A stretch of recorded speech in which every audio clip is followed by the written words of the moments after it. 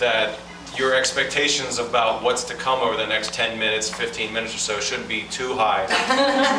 When I do my standard presentation, I have a big slide behind me, and it just says why I was qualified to write this book. And the first thing you see is that I got a 660 the first time I took the SATs, which is true. So I actually was told, I didn't get into a school, my mom told me years later when I was in middle school, because I didn't have writing skills. So she loves to remind me about that part of my past. But mostly I'm not here to talk about my troubled childhood. I'm here to talk about my book, The First Hollywood, which has been out for a couple months now, and is about, the title isn't hyperbole.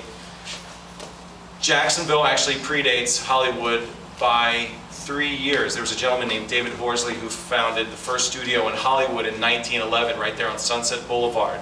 And the first studio in Florida by a group called Calum Studios founded the first studio in Florida in 1908. So as it works out, the book's debut actually commemorates the 100th anniversary of the first film that was actually made in the state of Florida.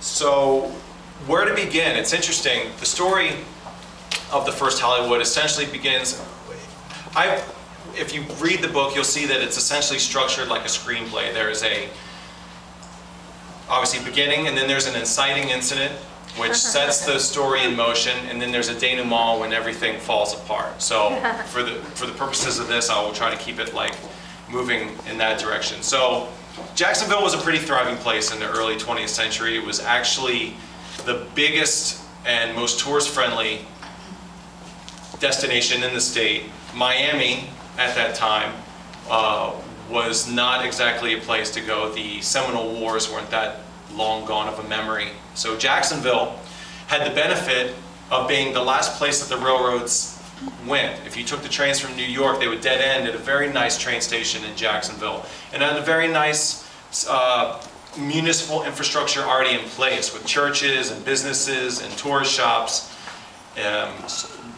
Very nice high-end residential neighborhoods, so it had a lot going for it.